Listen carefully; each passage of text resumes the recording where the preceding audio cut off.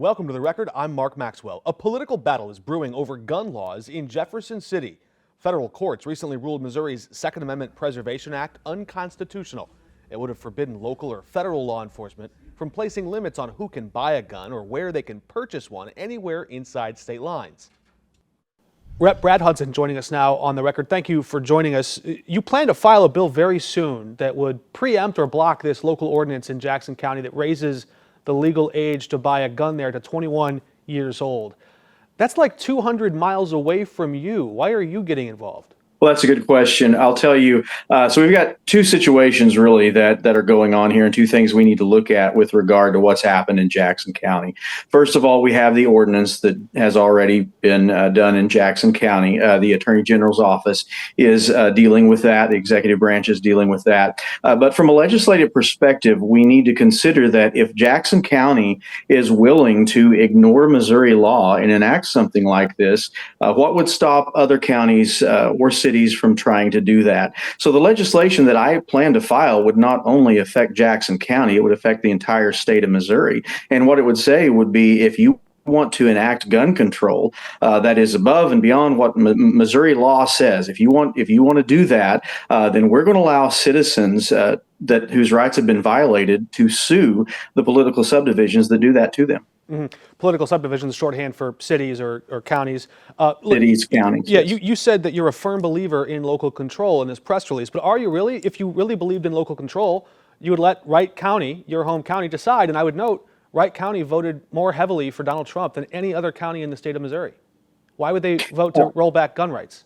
So my Stone County, or my home county, Stone County, and that particular, when you talk about local control, I absolutely believe in local control, but not to the extent when municipalities and counties, political subdivisions that are created by the state, actually would trample on the rights of their citizens. You cannot allow a county or a city to ignore what is one's constitutional right and to just flagrantly ignore the law in doing so. So yes, local control is great, but not when it comes to the point when individuals are enacting tyranny on their citizens. Yeah, you just used the word unconstitutional. You've called Jackson County's age limits on gun purchases a, quote, clearly unconstitutional gun grab. I'm not sure it's either unconstitutional or a gun grab. Let's start there. Whose guns are they grabbing? Law-abiding adults, the ages 18, 19, and 20, and it is absolutely unconstitutional because we've got something in this country that is called the Second Amendment that says the right of the people to keep and bear arms shall not be infringed. Individuals who are young adults who want to protect themselves, who want to exercise their Second Amendment rights and do so in a law-abiding way, should be able to do that without government interference. So yes, I would say it is absolutely unconstitutional, and they are trying to keep law-abiding citizens from being able to possess firearms. That goes against what this country was founded upon. Mm-hmm. So just to be clear for our audience, it refers to, in Jackson County, the ordinance refers to 18, 19, and 20-year-olds only. It does allow them to keep the guns they have and to bear them in limited places, at a gun range, in their home. It specifically allows them to keep the guns that they have now. So again, I ask, whose guns are they grabbing? This is big government telling people that we are going to decide when and where you can exercise your Second Amendment rights. My wife and I were both 20 years old when we got married. It's ridiculous to think that the government would come in and tell us, well, we're going to decide that you can have firearms in this particular situation, but you can't have them in that particular situation. And when you're talking about some of these cities and some of these places in the state of Missouri where crime is very high, where individuals do not feel safe, they should be able to defend themselves. A recent Fox News poll conducted just last year found that 81% of Americans favor raising the age to buy a gun to 21. That's all guns, not just handguns. You clearly disagree with that. Would you support rolling back the age limits altogether and letting just anyone buy a gun? I'll say this. I'm not going to comment too much on that particular poll. I haven't seen the details on it. I haven't seen the sampling size, the questions, and all of those things. And I'll also say this: the Constitution is very clear when it comes to exercising your Second Amendment rights. That is something that we, as individuals that live in a free nation, in a free state, should be able to do. And when you've got a situation where a county within this state knowingly violates state law, let's make sure that we make this point. Jackson County knows what they're doing. They know they're violating Missouri state law, and It's they're also doing it federal law. anyway. Age limits to buy handguns are also federal law. As a state legislator, it is my responsibility, it is our responsibility as a legislature to make sure that political subdivisions, which are created by the state, are not in a situation where they are infringing upon the rights of our citizens and ignoring the laws that we put in place. What good is the law if it has no teeth? We're seeing that there are individuals in Jackson County, and unfortunately there may be in some other places in Missouri, that would like to try to override state law. And if there's no teeth to stop them from doing that, then what's to stop them? And so the bill that I intend to file would give teeth to Missouri's law so that political subdivisions aren't able to trample on the rights of their citizens. I'll let the judges in the robes decide the constitutionality of all this, but I will point to the legal record, which is quite clear that in at least two cases in recent years, the U.S. Supreme Court has upheld the legality and constitutionality of age limits to buy a firearm. And just recently, when Missouri's Attorney General tried to appeal the court ruling that threw out the Second Amendment Preservation Act, the Supreme Court didn't even take it up. So we know that much for sure. On the question, let's focus on the argument itself, though. If you're not old enough to buy a beer, are you old enough to buy an AR-15? You don't have a constitutional right to drink alcohol. You do have a constitutional right to keep and bear arms. An 18-year-old, a responsible 18-year-old individual should be able to purchase a firearm. Absolutely. The 21st Amendment did give us the right to buy alcohol, but our conversation with Representative Hudson continues right after this. Representative Hudson, before we let you go, I want to ask you just for your reaction. Perhaps you've seen the news out of Cole County. And forgive me for mistaking Wright and Stone counties earlier. My mistake there. But perhaps you've seen. I love Wright County too, by the way. It's not far from you. Yeah. So, but in Cole County, there was a Wright County judge who was presiding over the case there, and he upheld the state's ban on transgender surgeries or medical transitions for minors. Again, here we're talking about age limits. And I just wonder your reaction to that decision. If I'm hearing you correctly, the SAFE Act, which you may or may not know, I actually helped write and handled in the House. The judge has upheld that legislation that we passed. Is that what I'm hearing? That's correct. The judge who is originally from Wright County, but presided over the case in Cole County where it was filed for some sort of a court mechanism reason that I don't quite understand.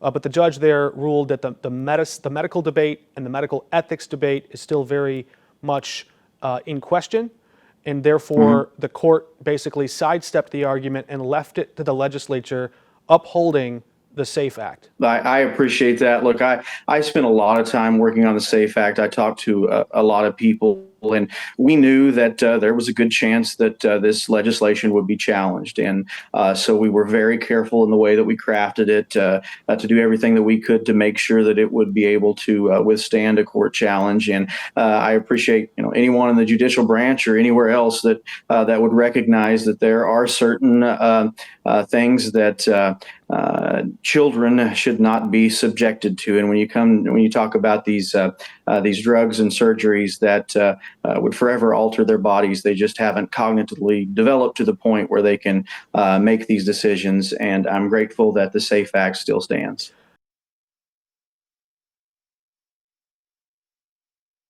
Stick around. Our conversation with Representative Brad Hudson continues after this. Representative Hudson, before we let you go, I want to ask you just for your reaction. Perhaps you've seen the ACLU and the family who hails from the St. Louis County area, along with Lambda Legal representing them, said they do plan to appeal. So I assume we will hear and see more of this question. The one thing that stood out to me from the 73-page court ruling, I don't think I've ever seen this before, the judge called out a doctor from WashU who testified before the legislature in April of 2022, perhaps you recall this. The judge said that the testimony the doctor provided was false.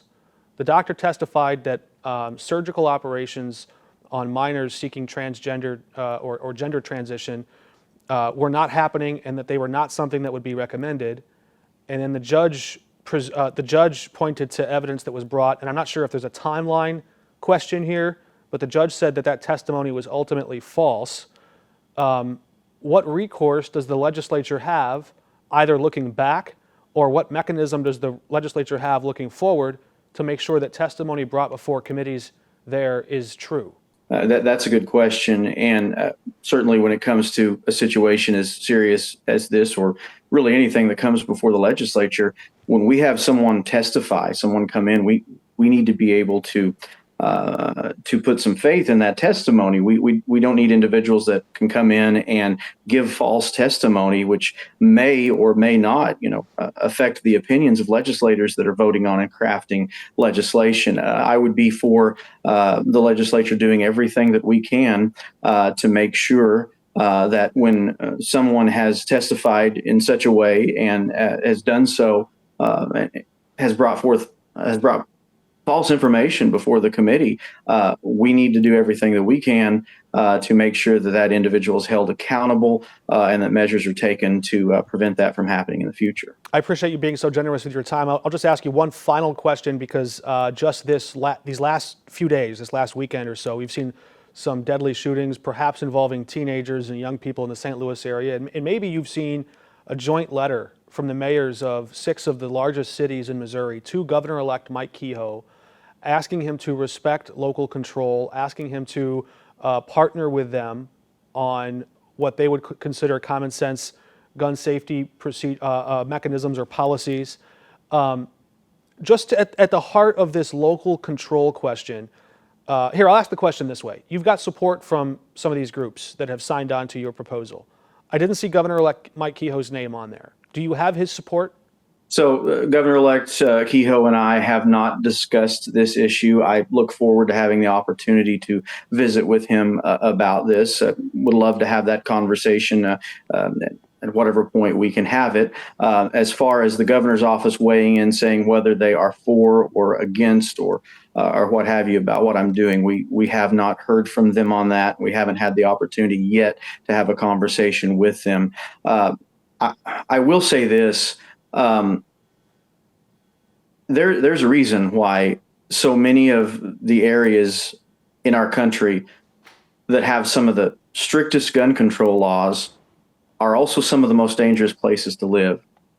You don't make people safer by disarming law-abiding citizens. That is not the answer. We want to find an answer. We want to protect folks, but disarming law-abiding citizens is never the answer. All right, Representative Hudson, we'll leave it there for now, but thank you for joining us. Thank you.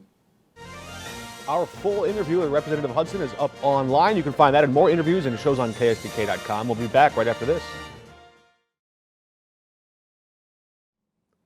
Political leaders, activists, and donors are analyzing and breaking down what broke down in the Democratic machine in November. But Donald Trump's biggest win of his political career also represents major changes within the GOP.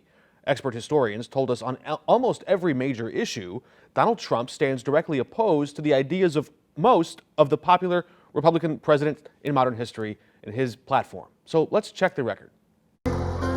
1 week before Donald Trump would take the stage and accept the GOP nomination at the Republican National Convention, Senator Josh Hawley took a different stage and delivered a 28-minute speech about the future of the conservative movement. When it comes to the direction of the party, Hawley and Trump see eye to eye on one of the most important issues to voters. As our borders stand starkly and utterly open, and millions of illegal migrants pour into this country who have no interest in our common heritage and no commitment to our common ideals. So if drawing a hard line on immigration is the GOP's future, then what was its past? In 1980, former California Governor Ronald Reagan coined a catchy term on the presidential campaign trail. Let us pledge to each other, with this great lady looking on, that we can, and so help us God, we will make America great again. Thank you very Reagan much. said one thing defined America's greatness more than any other. I want more than anything I've ever wanted to have an administration that will, through its actions at home and in the international arena, let millions of people know that Miss Liberty still lifts her lamp beside the golden door. 4 years later, the former movie star known as the Great Communicator would go on to win 49 of 50 states in the largest electoral college landslide ever, running on a campaign of forgiveness. I believe in the idea of amnesty for those who have put down roots and who have lived here, even though some time back they may have entered illegally. 44 years later, the Republican Party's presidential nominee slammed Reagan's idea as an attack on the nation itself. This Biden amnesty is a direct attack on American democracy. President-elect Donald Trump has said he plans to use American military to enforce mass deportation. When former President George Bush swore the oath of office to succeed Reagan in 1989, he urged the nation to find purpose in this high moral principle. To make kinder the face of the nation and gentler the face of the world. So we asked a Reagan-era Republican, what happened to the GOP? Josh has said that the old Republican Party is dead and we shouldn't mourn its death, and that's his quote. But the Republican Party stood for some very important principles. Former Senator Jack Danforth was quoting Hawley, who wrote in 2022, quote, "The GOP is dead." Danforth, an ordained minister, was uniquely qualified to comment on the death of Reagan's party. This is a service about Ronald Reagan. Presiding over Reagan's funeral, Danforth said the former president was, quote, "not consumed with himself, and if we have ever known a child of light, it was Ronald Reagan." Dust thou art, and unto dust thou shalt return. So was it true that the party of Reagan was dead? We asked Reagan biographer Max Boot. Yeah, no, I think there's a lot of truth to that. I mean, I think you can see some continuities from Reagan's party to Trump's party, including the fact that Reagan was also interested in appointing conservative judges and cutting taxes.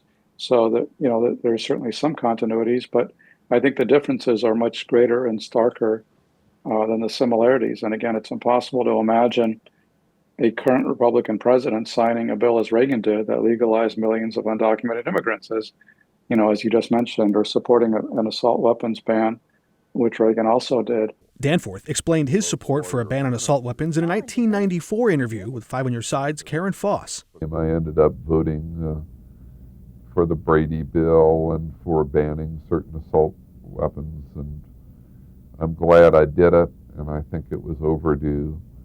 I hope I would have done it even if I had still been active in elective politics when I did it. I really don't know that.